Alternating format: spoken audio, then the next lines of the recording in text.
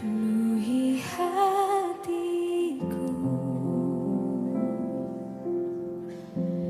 dengan hadir-Mu.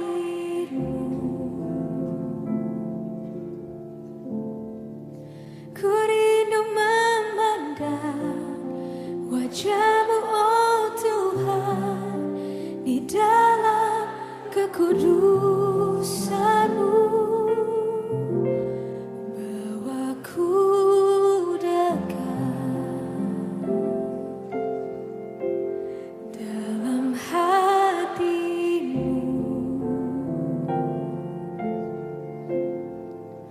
Ku rindu mendengar suara-Mu, oh Tuhan, di tempat kudus-Mu sekarang. Ku rasakan kasih-Mu dan indahnya kekudusan-Mu, penuhi dengan kasih-Mu, diam di hadirat-Mu. Ku mengangkat tanganku dan ku bersyukur menyembah-Mu, penuhi dengan kasih-Mu, diam di hadirat-Mu.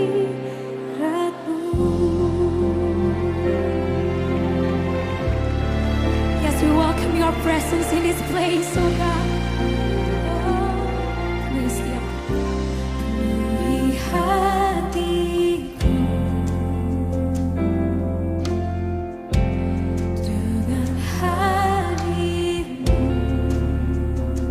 Kami rindu Tuhan, ku rindu memandang wajah-Mu, oh Tuhan, di dalam kekudusan-Mu.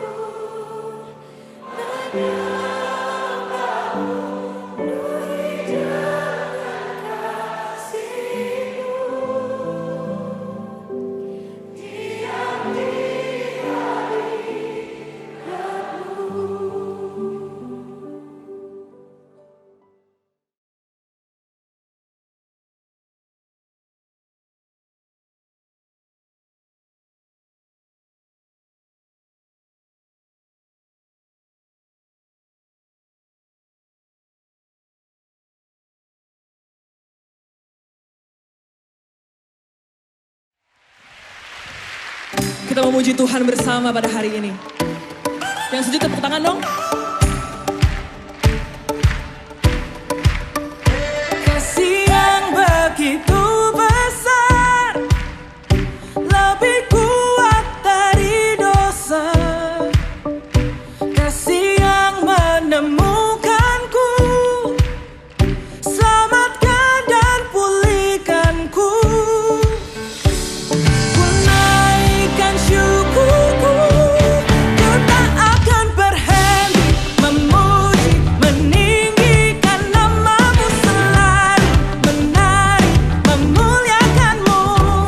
Dibebaskan, dibangkitkan, hidup yang kau beri dan kini hanya untukmu.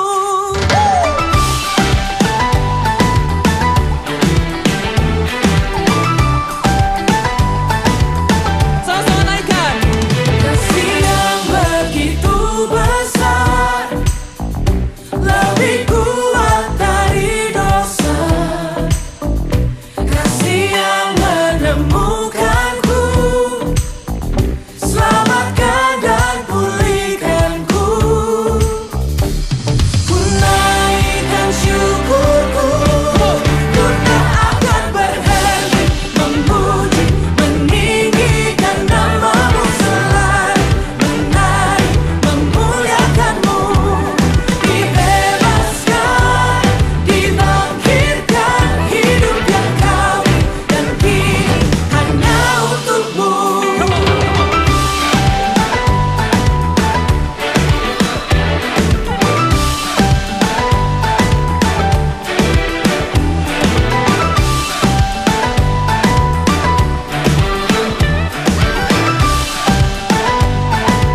Sama-sama naikkan syukur kita. Ku naikkan syukurku, ku naikkan syukurku.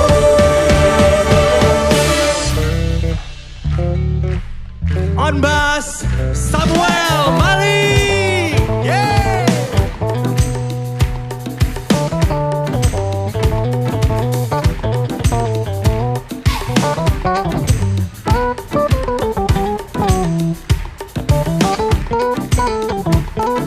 Here we go.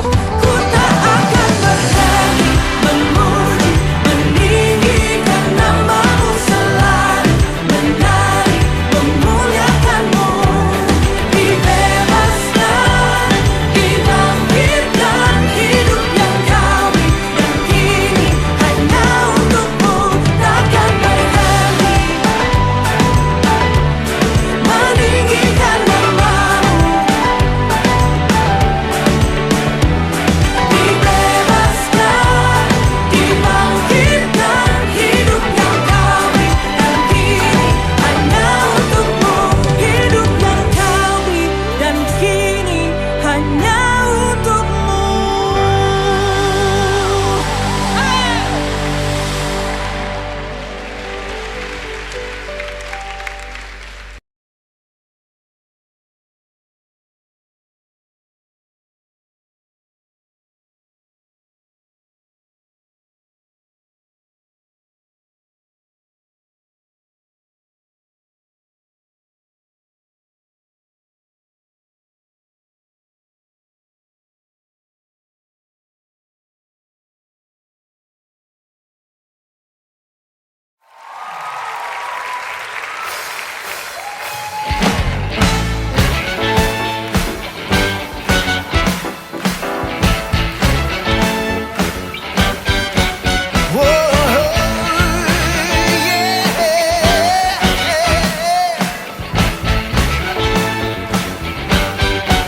Amin.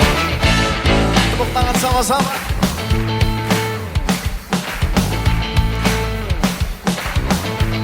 Sinar langit dan bumi, pujilah Tuhan, sebab Dia ciptakan semuanya.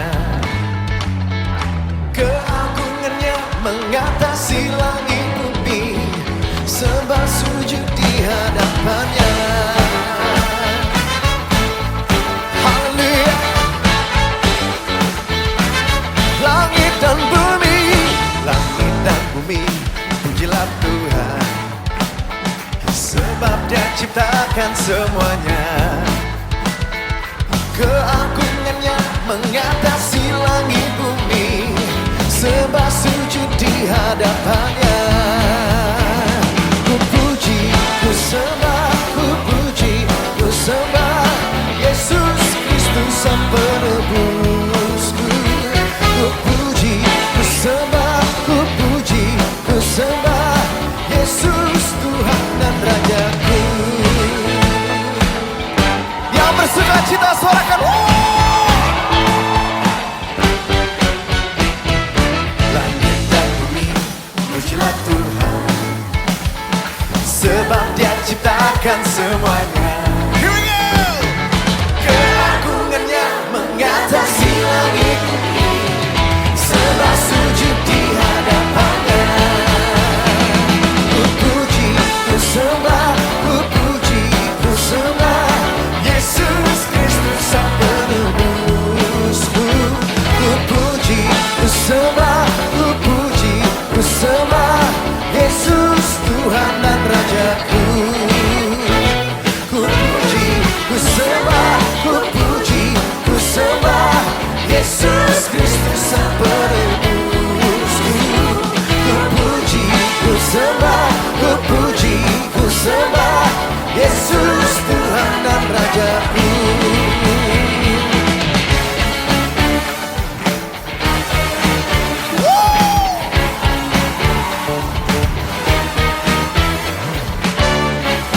Biarlah segala yang bernafas memuji Tuhan Yesus. Angkat suaramu, katakan haleluya. Haleluya, amin. Haleluya, amin. Haleluya, amin. Haleluya, haleluya, haleluya.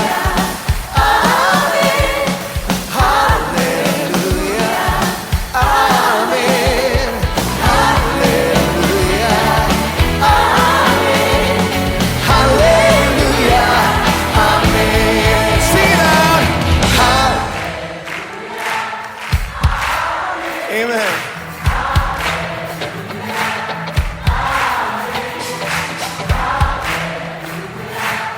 Amin. Haleluya. Haleluya. Haleluya. Amin. Haleluya. Amin. Haleluya. Amin. Haleluya. Amin. Haleluya. Amin. Haleluya. Amin.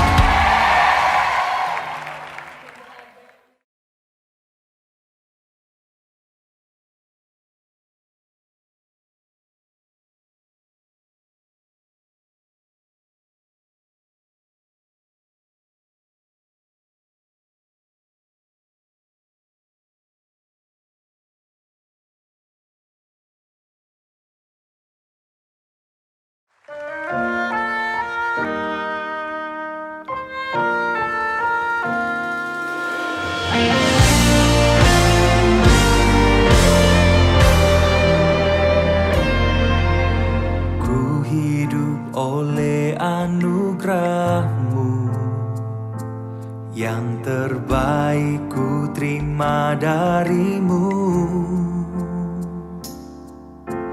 Rancangan-Mu indah bagiku, sebab ku hidup selalu di dalam-Mu. Tiada pernah ku meragukan bukti kasih dan karya salib-Mu. Kau telah mati gantikan hidupku, sebab itu ku selalu bersyukur. Kasih-Mu memulihkan hidupku, kuasa-Mu membangkitkan rohku. Darah-Mu telah tercurah bagiku, pengorbanan-Mu sempurna.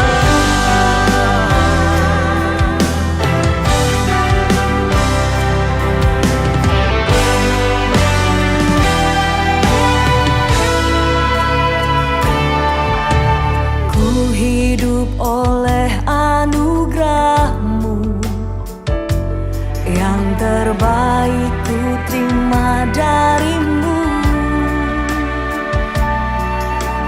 Rancangan-Mu indah bagiku, sebab ku hidup selalu di dalam-Mu. Tiada pernah ku meragukan bukti kasih dan karya salib-Mu. Kau telah mati gantikan hidupku, sebab itu ku selalu bersyukur.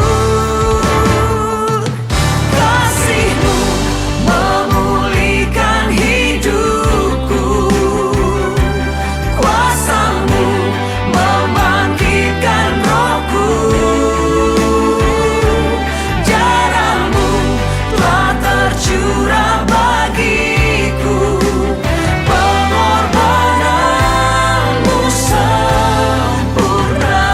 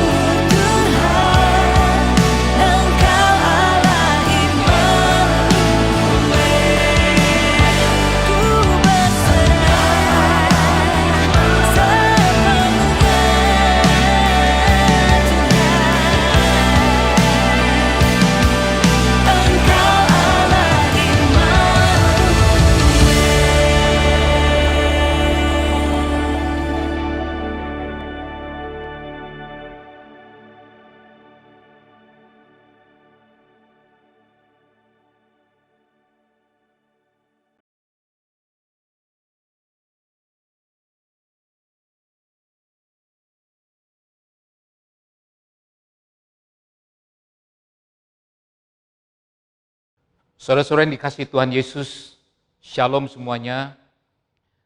Pada hari ini, di tengah-tengah kekhawatiran, kecemasan, ketakutan karena wabah COVID-19 ini, semua aspek kehidupan, semua yang ada di dunia ini digoncangkan. Ada satu pesan Tuhan yang kuat. Jangan takut, jangan khawatir. Bersandar sepenuhnya kepada Tuhan dengan kerajaan yang tidak tergoncangkan. Oleh karena itu, kita akan masuk di dalam ibadah secara online. Dan tentunya saya mengajak seluruh keluarga di dalam satu rumah untuk bersama-sama masuk di dalam ibadah, memuji, menyembah Tuhan, dan tentunya juga merendahkan diri kita di hadapan Tuhan supaya Tuhan memulihkan negeri ini.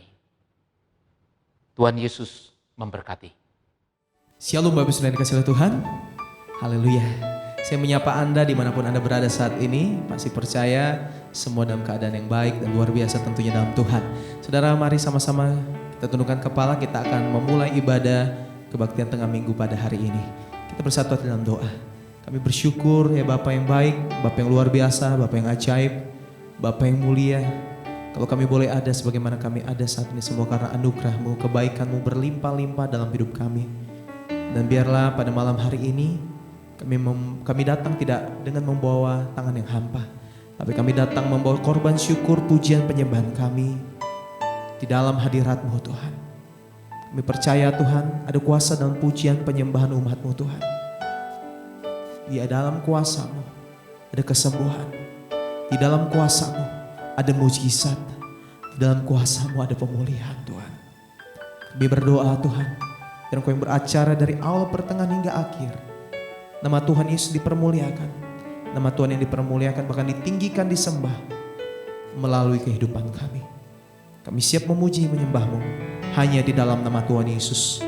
Pada setiap kita yang sudah diberkati Tuhan dan siap memuji menyembah, boleh bersama-sama katakan amin. Kasih tepuk tangan yang terbaik buat Tuhan Yesus saudaraku. Mari kita bersama katakan, Bapa Engkau baik, Bapa Engkau baik, Kau selalu baik kepadaku. Bapa, ku cinta Kau. Bapa Engkau baik,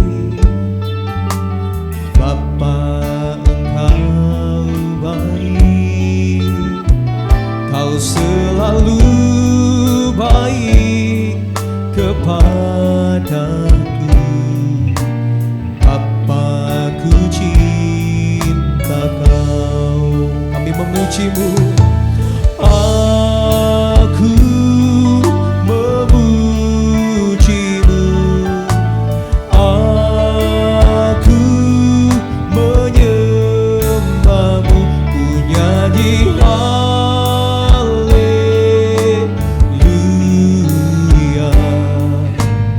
Bapa, ku cinta Kau. Mari siap kita yang mengalami kebaikan Tuhan, bersama-sama kita katakan, Bapa Engkau baik, Bapa Engkau baik, Kau selalu baik kepadaku. Bapa, ku cinta Kau. Aku memuji-Mu. Aku memuji-Mu.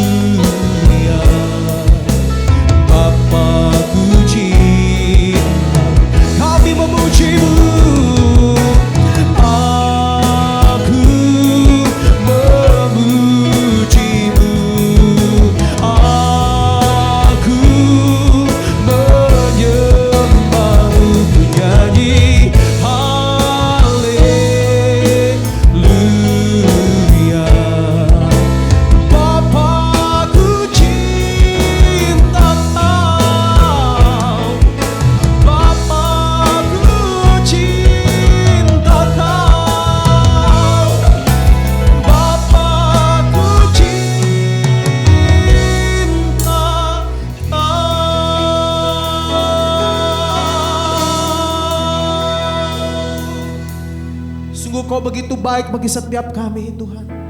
Begitu banyak rancangan yang indah yang Kau sudah berikan bagi setiap kami.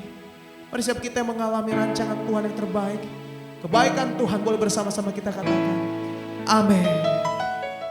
Haleluya. Ada kuasa dan pujian penyembahan bagi Tuhan saudara. Yang percaya katakan amin. Boleh sama-sama kita bangkit berdiri saudaraku. Kasih tepuk tangan yang terbaik buat Tuhan Yesus. Haleluya. Dengan sukacita mari bersama tepuk tangan saudara.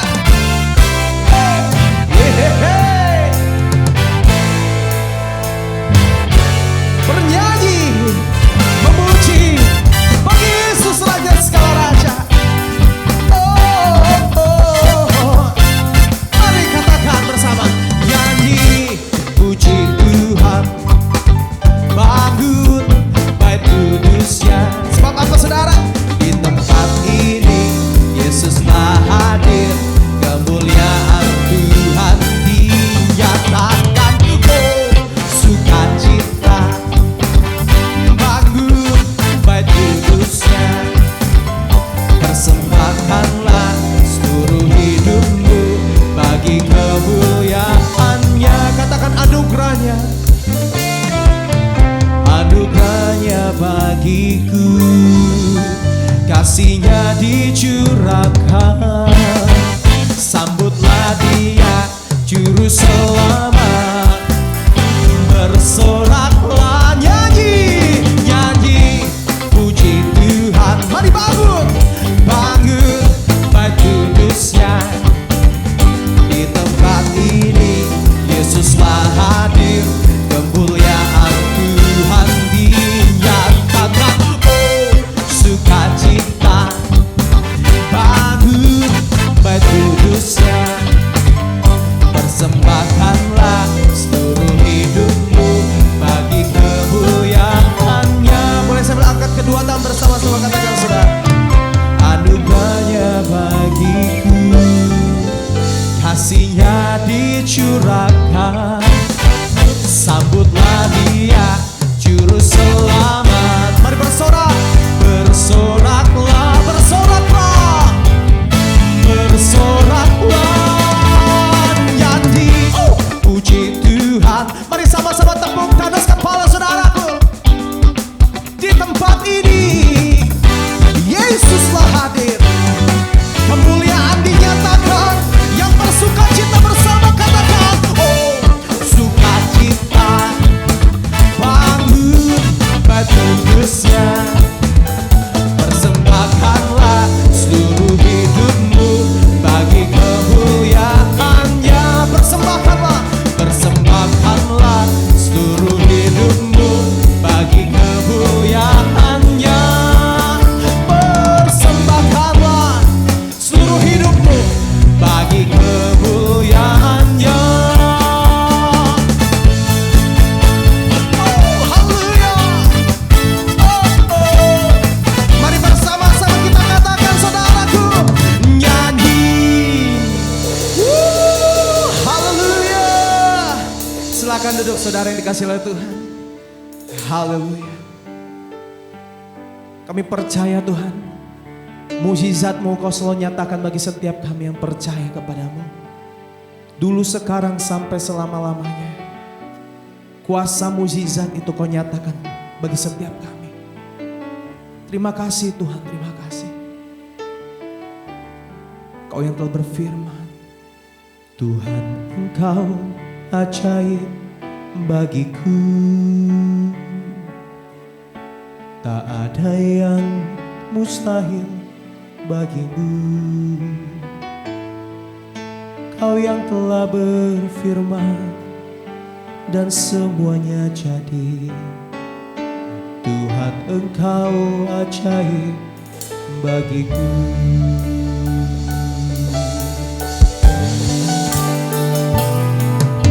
Tuhan Engkau ajaib bagiku. Ada yang tak mungkin bagimu.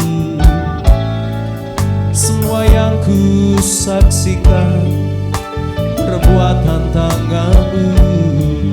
Tuhan Engkau ajaib bagiku. sungguh ku percaya Tuhan, sungguh ku percaya tiada yang mustahil.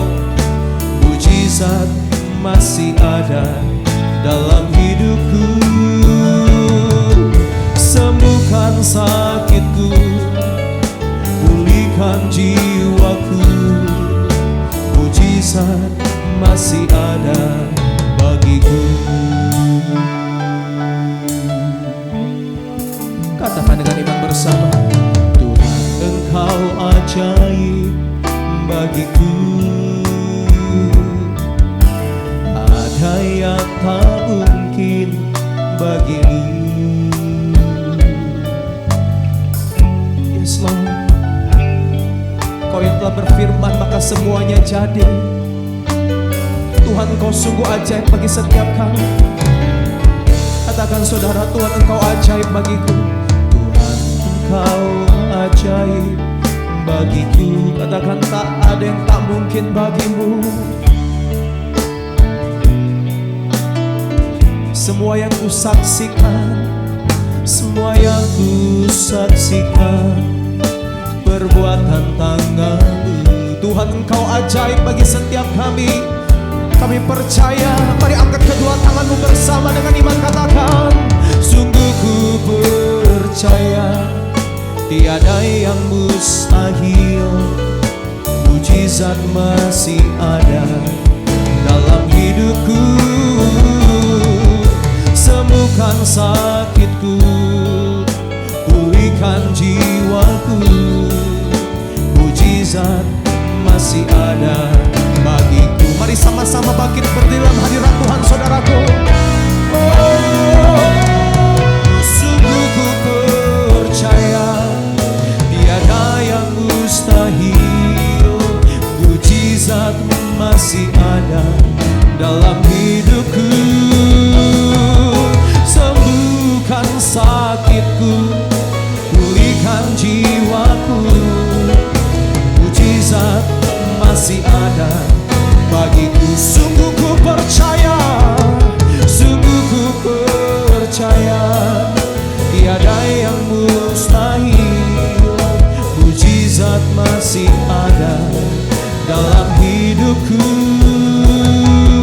Sembuhkan sakitku, pulihkan jiwaku. Mujizat masih ada bagiku. Mujizat masih ada bagiku. Mujizat masih ada bagiku.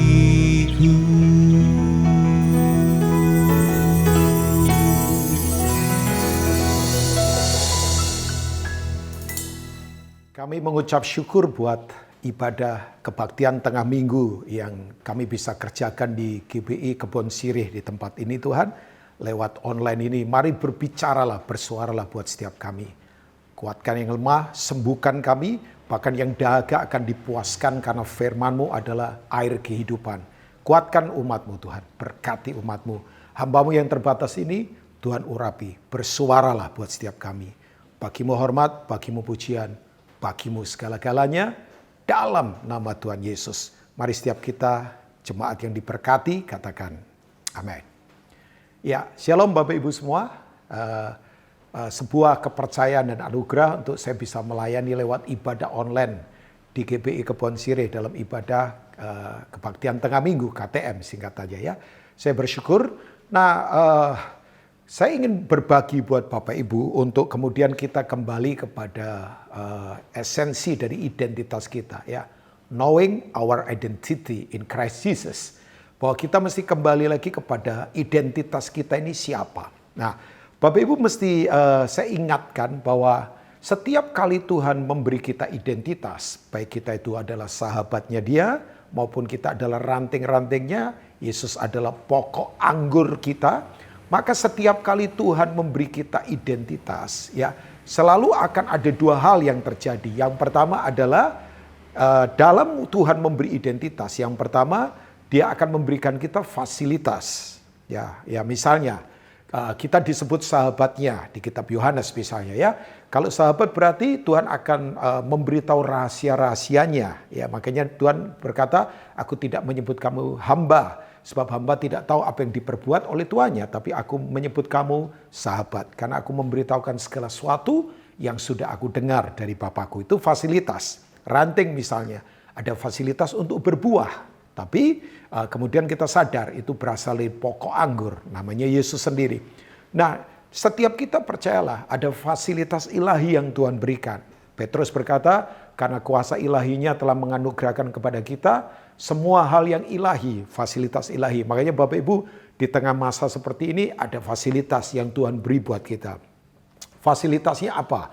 Misalnya, fasilitasnya adalah hikmat Tuhan. Fasilitasnya adalah karunia-karunia rohani untuk kita tetap bergerak dalam kekuatan Tuhan. Nah, setiap kali Tuhan memberi identitas, dia kasih kita fasilitas jelas. Tapi mesti diimbangi oleh yang kedua, namanya responsibility, pertanggungjawaban. Jadi kalau Tuhan memberi kita fasilitas, pasti Tuhan juga mau kita punya tanggung jawab. Ya, kalau dia memberi kita fasilitas sebagai sahabat, berarti kita harus punya tanggung jawab untuk tidak mengkhianati persahabatan kita dengan dia, ya. Tidak mengkhianati firman-Nya, tidak mengkhianati karakternya. Kalau dia berkata kita ranting, berarti kita tidak boleh terpisah dari pokok anggur. Sebab artinya itu kematian. Kita akan dibuang, jadi kering, kemudian dibakar di dalam api. Nah, saya ingin mengingatkan pada kita sebuah identitas justru di masa seperti ini. Kita tahu sekarang kita ada di masa yang tidak menentu. Ya, bahkan saya katakan, kita mau mengharapkan pertolongan dari siapa, Bapak Ibu? Ya, nggak ada yang bisa kita harapkan sekarang ini. Bahkan saya harus katakan ini buat Bapak Ibu, ini waktunya, saya ingatkan saja, as a church, kita tidak lagi berharap pertolongan dengan cara substitusi dari luar. Tapi mesti ditransform. Ada pertolongan dari dalam yang Tuhan berikan buat kita. Maksudnya begini, seringkali kan orang suka substitusi saja. Ya, pemerintah bikin regulasi apa untuk bisnis. Oke, bolehlah ya. Misalnya substitusi itu begini, ada anak waktu mainannya rusak, orang tuanya substitusi, belikan mainan baru. Ya, tapi kan begini Bapak Ibu, seringkali kalau kita berharap dari begitu, maka yang didapat adalah hanya mainan baru. Nanti kalau misalnya ini semua berlalu, saya yakin Tuhan sertai kita untuk kemudian kita bisa melalui semua ini, semuanya berlalu. Cuman pertanyaannya begini, kita dapat hati yang baru enggak? Kalau hanya sekedar bisnis makin besar, kemudian liburan tetap jalan, tapi enggak punya hati yang baru. Makanya orang tetap saja curang, orang tetap saja iri hati, kepahitan dan sebagainya. Jadi hanya dapat mainan baru, tapi tidak mendapat hati yang baru. New heart, kainos. Ya, hati yang baru, yang 2 Korintus katakan ya. Nah, kita akan kembali kepada identitas kita sebetulnya. Ya, identitas kita jelas. Kita ini adalah terangnya Tuhan. Kita adalah terang dalam Kristus. Kita adalah terang dunia. Nah, kitab Yohanes pasal pertama itu berbicara tentang the word of God, firman Tuhan. Saya akan bacakan buat Bapak Ibu semua. Yohanes pasal pertama, kita coba akan lihat ayat yang ke-4 sampai ayat yang ke-5 saja. Ya, di atasnya itu tentang terang atau firman adalah terang. Firman itu telah menjadi manusia, itu firman, terang Tuhan sendiri ya. Nah, Alkitab berkata begini, dalam Dia ada hidup, dalam Kristus ada hidup, dan hidup itu adalah terang manusia. Kata hidup di sini dipakai kata zoe, ya. Artinya begini, hidup yang tidak sekedar hidup, tapi adalah hidup yang punya kualitas seperti Tuhan punya kualitas hidup. Jadi jangan hanya sekedar hidup, ya ada orang asal hidup saja. Enggak, kita bukan begitu. Karena kita ada nafas hidup. Kejadian 2 ayat 7 berkata, Tuhan membuat manusia dari debu tanah. Memang kita dari debu tanah, as a body, sebagai bentuk fisik. Tapi kemudian begini, Tuhan menghembuskan nafas hidupnya. Nah, itu yang disebut dengan zoe itu. Ada kualitasnya Tuhan di dalam kita tentunya ya. Nah, Bapak Ibu, terang itu bercahaya di dalam kegelapan. Dan luar biasa, clear ini. Dan kegelapan itu tidak menguasainya. Kita sekarang ada di masa yang disebut dengan masa kegelapan. Semua tidak menentu. Bayangkan ya, yang tadi saya katakan, kita mau mengharapkan pertolongan dari siapa? Coba, semua lagi digoncang. Bapak Ibu yang mengikuti perkembangan pasti tahu bisnis lagi dikoncang, ya keamanan lagi dikoncang, kesehatan lagi dikoncang. Tapi percayalah begini, kegelapan tidak bisa menguasai terang Tuhan. Nah, kalau kita kembali kepada identitas kita, kita ini adalah terang Tuhan. Ya, katakan terang Bapak Ibu di rumah masing-masing, kita adalah terang Tuhan. Nah, di mana ada terang, yakinlah kegelapan pasti berlalu. Ya, orang berkata begini, Pak Rubin, cara apa itu namanya mengusir kegelapan bagaimana? Ya, saya katakan hal yang sederhana. Kalau kemudian begini Bapak Ibu, di mana ada terang, gelap pasti hilang, percayalah. Tidak perlu teori yang rumit-rumit, di mana ada terang, gelap pasti akan berlalu Bapak Ibu ya. Yang percaya katakan amin. Nah, dari ayat-ayat ini Bapak Ibu saya akan tarik ya beberapa prinsip penting tentang terang ini. Yang pertama adalah ini, terang itu adalah kehidupan. Di mana ada terang, selalu di situ ada kehidupan. Di mana ada kehidupan, tidak akan ada kematian, percayalah. Ya kan? Ya jelas, di mana ada kehidupan, tidak ada kematian. Di mana ada kematian, ada kehidupan. Kalau saya berkata mati, bukan hanya sekedar mati fisik. Sebenarnya kan begini, orang Kristen harus berprinsip bahwa kita tidak perlu takut mati sebenarnya asal dalam Tuhan kan ya. Sebab ini mati adalah salah satu cara untuk berjumpa dengan Tuhan sebetulnya. Tapi kata mati di sini yang paling ngeri adalah ada orang yang sudah mati sebelum mati. Ya misalnya pengharapannya mati, sukacitanya mati, apalagi visinya mati, ya kemudian semangatnya mati. Coba bayangkan, orang kalau malas terhadap dirinya sendiri, ya pasti malas sama keluarganya. Kalau sudah malas sama keluarganya, malas semua. Nanti kehilangan pengharapan dalam kehidupan. Nah Bapak Ibu begini, ternyata dalam terang memang ada kehidupan. Ya, coba kota kalau gelap, ya misalnya listrik mati, yang terjadi efeknya kemana-mana. Suplai air mati, kemudian begini aktivitas mati. Karena di mana ada kegelapan di situ ada kematian, jelas kan. Nah Bapak Ibu saya ingatkan, terang itu adalah kehidupan. Kehidupan Kristus tentunya. Nah, Alkitab dalam Amsal pasal yang keempat, ayat yang ke-18, saya akan bacakan buat Bapak Ibu semua. Kita coba lihat di Amsal pasal yang keempat, ayat yang ke-18 dari Alkitab kita. Alkitab berkata begini, nah ini dia. Tetapi jalan orang benar itu, seperti cahaya fajar, yang kian bertambah terang, sampai rembang tengah hari, bayangkan. Jalan orang benar, ya. Jadi jalan itu bicara soal apa? Kehidupan. Yang tadi saya sudah katakan. Talking about way is talking about life. Ya, jalan itu bicara tentang kehidupan. Katakan kehidupan Bapak Ibu. Ya, ada kehidupan. Jadi begini ternyata. Jalan orang benar. Kata orang benar di sini pakai kata itu kan. Dikaiosune. Orang yang posisinya benar di hadapan Tuhan. Itu jalannya adalah jalan terang sebetulnya. Makanya begini. Orang ini kian lama, kian terang sampai rembang tengah hari. Seperti terang rembang tengah hari.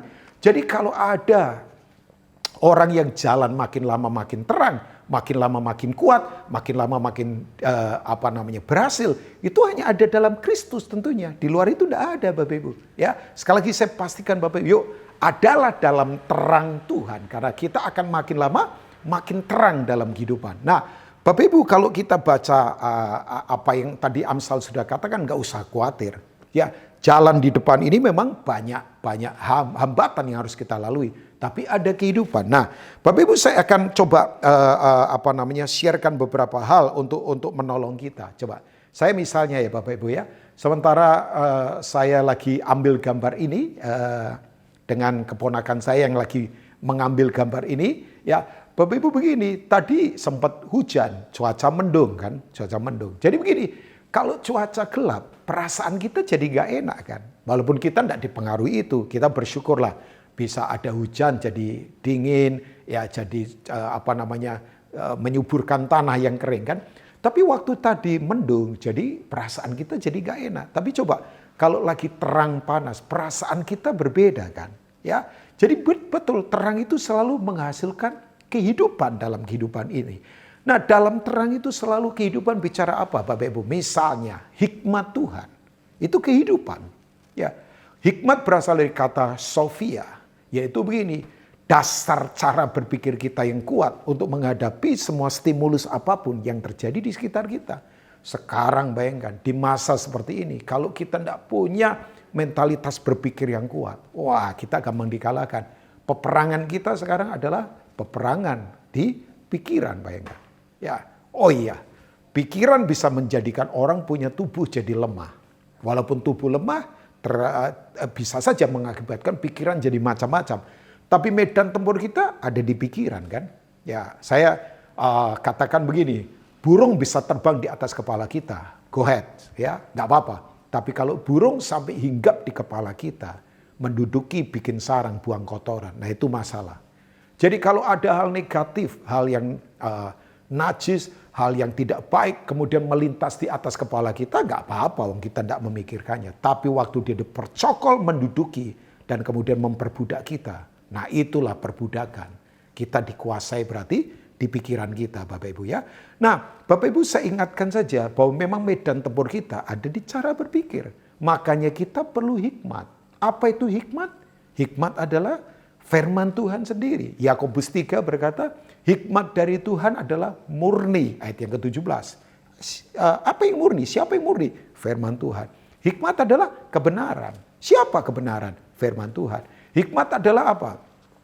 Peramah. Orang bisa ramah karena memang melakukan prinsip firman Tuhan. Itu semua kembali kepada firman Tuhan yang adalah terang itu sendiri.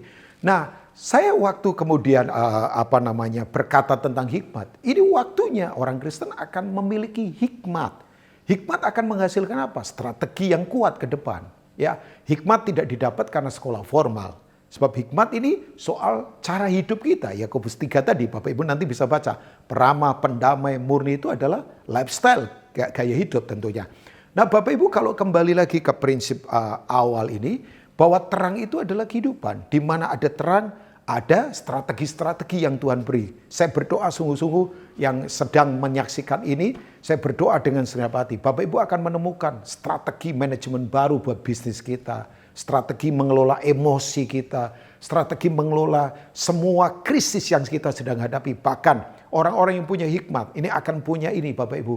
Dia akan bisa begini, halus melewati masa transisi ini. Ada smooth transition begitu ya, ada melewati transisi yang halus. Kita tidak emosional, kita tidak kemudian jadi curiga, tidak gampang kemudian dikalahkan. Karena ada hikmat dari Tuhan.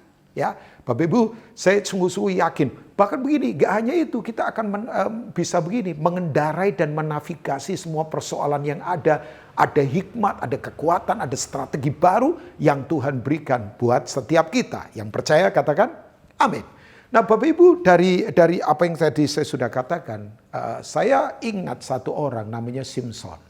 Ya coba, Simpson kuat fisiknya. Simpson adalah orang yang bayangkan satu singa saja dia hadapi, dia robek mulutnya. Dengan satu rahang keledai kering, dia bisa bunuh 2.000 orang Filistin. Very strong soal fisik. Tapi ternyata Simpson dikalahkan. Di mana dia kalah? Di Gaza. Ya, Bapak Ibu tahu Gaza?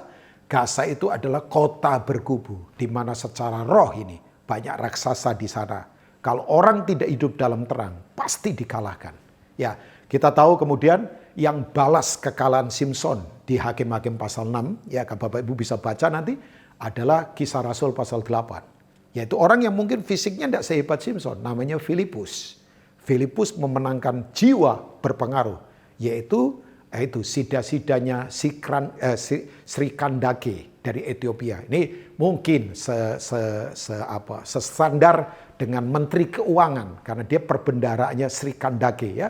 Nah, di Gaza lah kemudian Filipus memenangkan jiwa satu bangsa Ethiopia, kemudian dilawat Tuhan. Saya yakin itu. Jadi di zaman Kisah Para Rasul, Ethiopia sudah dilawat Tuhan. Nah, kalau kita kembali ke Simpson Bapak Ibu, Simpson itu arti namanya kan luar biasa, yaitu cahaya matahari, sangat terang. Tapi orang ini ternyata meninggalkan terang Tuhan. Dia suka bercanda dalam kehidupan. Urapan yang Tuhan beri dipakai untuk ngurusin persoalan yang dia bikin sendiri. Tapi nggak bertobat. Hati-hati loh Bapak Ibu ya. Kalau kita terus bikin persoalan, kemudian kita pikir urapan untuk dibuat main-main. Jangan. Urapan itu penting banget. Saya mending mati kalau hidup tanpa diurapi. Tidak ada artinya Bapak Ibu. Tidak ada kekuatan apapun bayangkan. Menghadapi semua ini. Apalagi musuh yang kita hadapi tidak kelihatan. Ya, kita perlu kekuatan roh Tuhan yang memang tidak kelihatan. Ya, nah Bapak Ibu begini, Simpson akhirnya kalah di Gaza oleh seorang pelacur namanya Delila. Tahu Bapak Ibu, begitu dia ditangkap, Alkitab berkata matanya dicungkil, dia buta gelap. Di mana tidak ada terang, yang terjadi begini, nggak ada visi, nggak bisa melihat. Bapak Ibu yang prihatin lagi, dari orang kuat jadi pelawak yang paling lucu. Coba bayangkan, bukan pelawak, suruh melawak. Orang ketawa karena dia tidak lucu. Makanya kalau lihat ada orang Kristen yang tidak praktekkan firman, dunia ketawain kita. Kita nggak lucu, tapi karena tindakan kita tidak sesuai dengan firman, dianggap lucu. Orang Kristen itu, ya firman nggak dilakukan, makanya kita diketawain kan. Ya kalau gereja banyak diketawain sih itu sudah banyak banget. Tapi saya berdoa jemaat di GBI Kebon Sirene, yuk kembali buktikan bahwa kita ada dalam terang supaya dunia tidak ketawain kita. Tapi berikutnya kerjaan Simpson apa? Puter-puter batu kilangan. Orang kalau tidak punya terang gelap, mata nggak bisa melihat, nggak ada visi, lucu jadi pelawak, kerjanya muter-muter saja, jatuh pada area yang sama. Kalau nggak soal uang, moralitas, terus di situ. Coba. Tapi saya bersyukur walaupun secara fisik buta, di akhir hidupnya Simpson kemudian kembali ke Tuhan. Tandanya apa? Dia minta seorang anak, saya suka sekali. Tanda orang rendah hati, dia akan minta tolong pada siapapun. Dia berkata, bawa aku ke tiang gedung ini. Waktu itu lagi ada pesta orang Filistin. Dan kemudian Alkitab berkata, dia robohkan tiang itu. Bapak Ibu tahu, yang dia bunuh waktu dia mati lebih banyak daripada waktu dia hidup. Ya, saya bersyukur Simpson kembali lagi kepada hatinya Tuhan. Tapi artinya lagi kembali kepada apa yang ingin saya katakan buat Bapak Ibu. Yuk, hiduplah dalam terang Tuhan. Karena dalam terang ada kehidupan. Ya, dalam terang itu firman Tuhan adalah terang. Ya, firman Tuhan berkata Mazmur 119, firman-Mu itu pelita bagi kakiku dan terang bagi jalanku. Haleluya.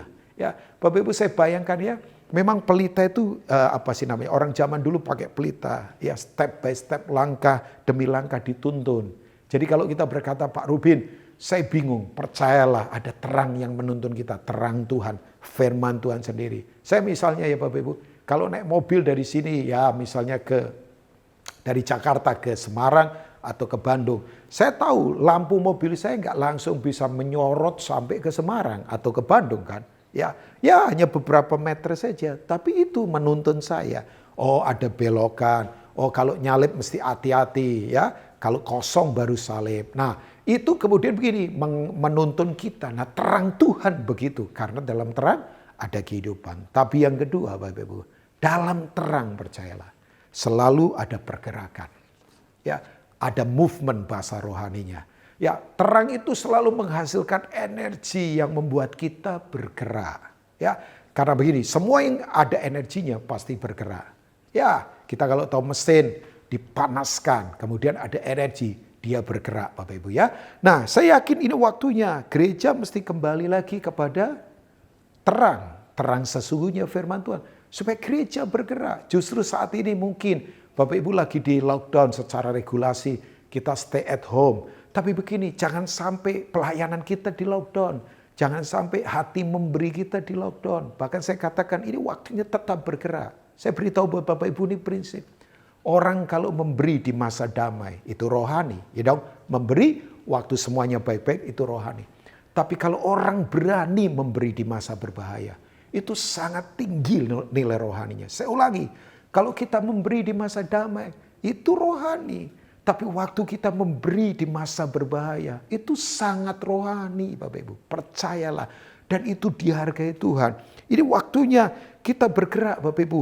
Terus bergerak dalam movementnya Tuhan kan Bapak Ibu ya. Kalau kita tahu Bapak Ibu ya, misalnya waktu Israel kemudian keluar dari Mesir. Mesir artinya keduniawian. Ya, mereka dituntun oleh Tuhan lewat dua manifestasi. Yaitu tiang awan, waktu kemudian mereka supaya tidak kepanasan. Tapi tiap malam waktu gelap, masa gelap ini sekarang, kalepos, masa yang sangat sukar, berbahaya. Bahkan ke depan tidak akan makin baik, percayalah. Alkitab sudah katakan itu. Tapi tidak usah takut, ada harapan buat orang percaya. Yang setuju katakan amin. Nah, Bapak Ibu yang luar biasa begini, tiap malam yang gelap mereka dituntun tiang api. Ya, bahkan Tuhan sendiri yang menuntun kita. Saya yakin ini waktunya Bapak Ibu semua. Tidak usah takut, Tuhan kalau menuntun kita kadang tidak nalar memang, di luar logika. Ya, saya suka bercanda sama istri kan. Kita kan sekarang lebih banyak di rumah. Ya, saya sadar kalau misalnya sebagai hamba Tuhan, jadwal-jadwal kita dalam pelayanan sekarang orang ya memang kita memaklumi karena kondisi kan orang kemudian nggak jadi batalkan, nggak apa-apa. Saya bersuka cita kok merespon dengan suka hati kan, karena saya menyadari semua terjadi di luar kendali kita kan. Tapi saya ngomong sama istri saya, sayang, coba lihat ya, kita ini sekarang hidup seperti ini Bapak Ibu, seperti Elia di Sungai Kerit yang kemudian apa? Dipelihara Tuhan lewat burung gagak. Burung gagak kan padahal burung yang buas, yang mementingkan diri sendiri kan Bapak Ibu ya. Tapi burung gagak, Tuhan itu punya rasa humor tingginya luar biasa. Haleluya. Tuhan punya rasa bercanda pada kita, tidak main-main loh. Dia tahu yang kita perlukan kok Bapak Ibu ya. Jadi burung gagak pagi bawa roti, sore bawa daging, dipelihara oleh Tuhan. Bayangkan. Nah Bapak Ibu saya ingin ingatkan lagi yuk. Terang selalu membuat kita bergerak. Makanya betul Matius 5 berkata begini, jangan taruh terangmu di bawah gantang. Tahu Bapak Ibu gantang? Gantang itu tempat penyimpanan padi. Ya, artinya tempat pekerjaan kita. Masih begini, jangan sampai karena gitu kita hanya fokus pada pekerjaan. Wah, pekerjaan sampai jadi berhala ya. Memang kita harus bekerja, tapi sampai kemudian terangnya kemudian tertutup di situ. Karena orang hanya kejar uang, kejar kemudian ya ada orang yang jadi workaholic misalnya, udah gila kerja sampai lupa pelayanan, terang tertutup di situ. Atau mungkin jangan taruh terang di bawah tempat tidur. Apa itu tempat tidur? Ya tempat kemalasan. Orang malas-malasan sampai terangnya tidak bersinar. Nah taruh terang pada tempat yang sebenarnya, yaitu begini, di tempat terbuka. Supaya menerangi semuanya. Ini waktunya gereja. Ayo berjalan dan kemudian nyatakan terang. Makanya Matius 5 ayat 16 berkata, hendaklah terangmu bercahaya di depan semua orang. Supaya mereka melihat apa? Perbuatan baik. Ya baikmu dan mempermuliakan Bapa yang di surga. Mereka melihat perbuatan baik dengan standar yang berbeda dari dunia kan Bapak Ibu tentunya ya. Nah begini Bapak Ibu, kalau terang menghasilkan movement pergerakan, ya ini waktunya. Yuk gereja tetap terlibat di misi. Jangan diam, tetap bergerak. Pelayanan kita tidak boleh di lockdown Bapak Ibu ya. Karena begini Bapak Ibu, saya tidak pernah lupa satu cerita dari seorang misionaris namanya Pastor Ben Wong. Dia cerita begini Bapak Ibu ya. Dia kan ada tim misi yang disebar ke seluruh dunia. Anak-anak muda juga banyak. Orang ini memang pinter sulap, mantan karateka dari Hong Kong kan. Nah jaringan kita, ya teman-teman kita seringkali terkonek dengan jaringan misi. Karena kita kan suka kirim anak muda ke tempat misi dan sebagainya. Baik jaringan nih ya Bapak Ibu ya, bukan perorangan tapi jaringan. Satu kali dia cerita Bapak Ibu, ada seorang yang terikat drugs. Ya, drugs addict begitu Bapak Ibu ya. Jadi dari muda terikat kepada narkoba. Sampai kemudian waktu dia berusia kira-kira 52 tahun. Dia sakit komplikasi berat. Nah pria ini punya 2 anak. Anaknya dua-duanya puji Tuhan bertobat. Ikut tempat misinya Ben Wong. Bapak Ibu tahu 2 anaknya ini jadi misionaris. Ya, kemudian waktu disebar tim misi, 1 anak pergi ke 1 negara, saya agak lupa namanya. Tapi 1 anak lagi pergi ke Bangladesh. Nah papanya karena sakit keras, tapi akhirnya puji Tuhan bertobat. Ya memang ada orang yang akhirnya bertobat. Harusnya kan sampai akhir bertobat. Tapi ada orang yang akhirnya bertobat. Makanya saya berharap jemaat yang ada di GBI Kebon Sirih itu jangan sampai begini. Akhirnya taat, tapi harusnya taat sampai akhir. Ya jangan akhirnya taat. Berarti kan itu udah ada punishment dari luar. Bangkrut baru taat, sakit baru taat. Jangan, tapi sampai akhir taat harusnya. Tapi oke, orang ini bertobat akhirnya, tapi dokter vonis begini, usia Bapak cuma 6 bulan saja dari sekarang. Jadi orang ini kemudian ikut anaknya pergi misi ke Bangladesh. Di Bangladesh tim ini sewa rumah, tiap hari keluar untuk evangelism, untuk mendirikan sekolah dan sebagainya. Nah Bapak Ibu, orang ini kemudian ikut di Bangladesh ini. Nah, anaknya berkata begini, Papa enggak perlu ikut keluar. Papa di rumah saja, sebab dia harus minum obat. Kurang 6 bulan usianya. Tapi begini, seminggu kemudian orang ini enggak betah. Ya di lockdown begitu dia enggak betah. Dia keluar rumah. Waktu dia keluar rumah, Bapak Ibu, dia jumpai banyak orang sakit di pinggir jalan. Ada yang sakit borok, ada yang sakit apa. Sampai dia lihat begini, ada satu tempat, rumah nggak permanen begitu, itu ditumpuk-tumpuk orang-orang yang sakit, Bapak Ibu. Jadi banyak orang sakit ditumpuk di situ. Nah, Bapak Ibu begini, orang ini kemudian keluar dari rumah itu hanya bawa betadin, nggak yang lain, Bapak Ibu. Dia bawa betadin saja. Ya, dia bawa betadin, dia obati satu persatu, ya 2-3 orang diobati pakai betadin. Sembuh, Bapak Ibu. Orang-orang ini sembuh. Terus yang sembuh ini ngomong dari mulut ke mulut. Banyak yang sembuh akhirnya, luar biasa. Nah, sebetulnya kan bukan betadinnya, tapi kasih yang diaplikasikan itu, terang yang dinyatakan itu. Bapak Ibu yang luar biasa, dia tidak hanya sembuhkan 1, 2, 3 atau puluhan orang, ratusan orang jadi sembuh.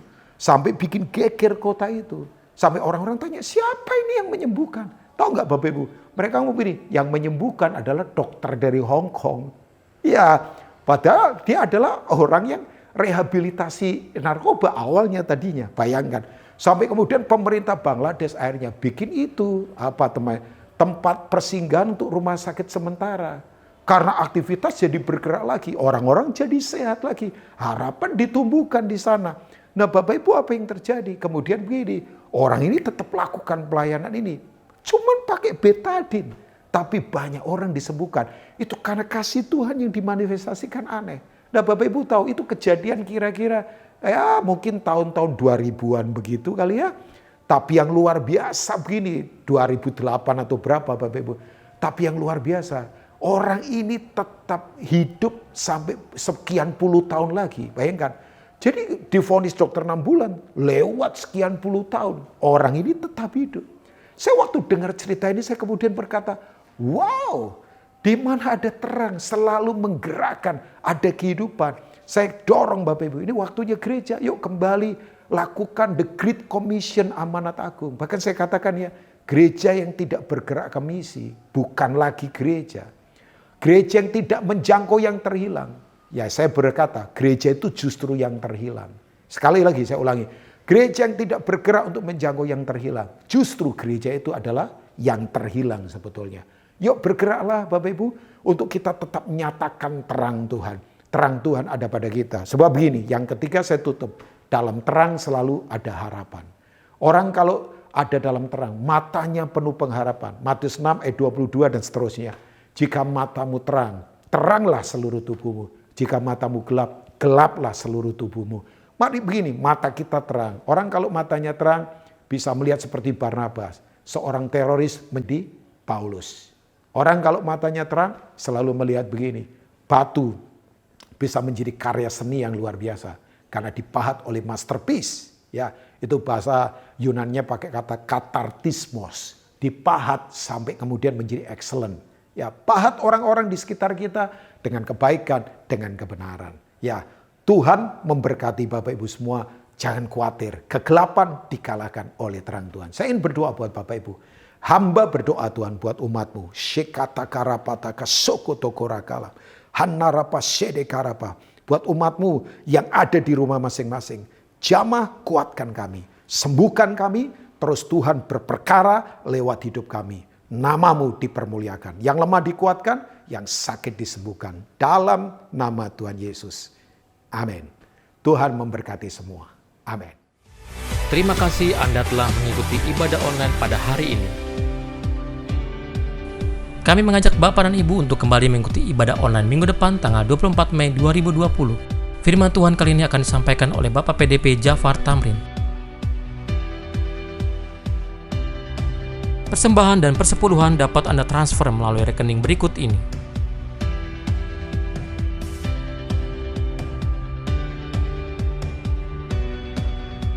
Kami mengajak Bapak dan Ibu untuk sama-sama mengikuti ibadah online perayaan Hari Kenaikan Tuhan Yesus ke surga.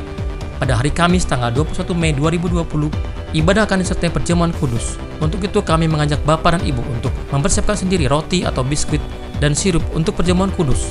Firman Tuhan dan perjamuan kudus akan dilayani oleh Bapak Pendeta Dr. Insinyur Niko Nyoto Raharjo. Kami mengajak Bapak dan Ibu untuk sama-sama mengikuti doa puasa dimulai dari tanggal 10 April hingga 30 Mei 2020 dengan pokok-pokok doa sebagai berikut.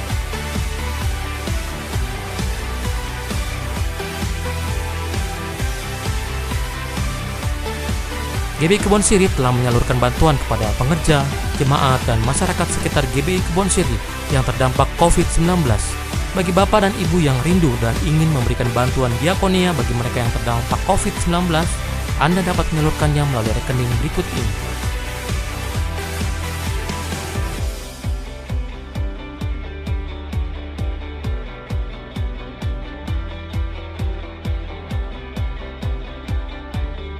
Demikian GBI Kebon Sirih News Flash minggu ini. Tuhan Yesus memberkati.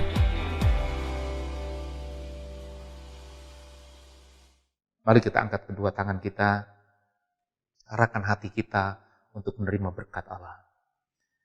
Saudara-saudara dikasih Tuhan, terimalah berkat kasih karunia yang berlimpah-limpah dari Allah Bapa di dalam Anaknya yang tunggal Tuhan Yesus Kristus, persekutuan yang manis dengan Roh Kudus menyertai saudara-saudara mulai saat ini hingga Tuhan Yesus datang kedua kali menjemput saudara-saudara di awan-awan dan sampai selama-lamanya. Mari yang sudah diberkati sama-sama katakan, amin.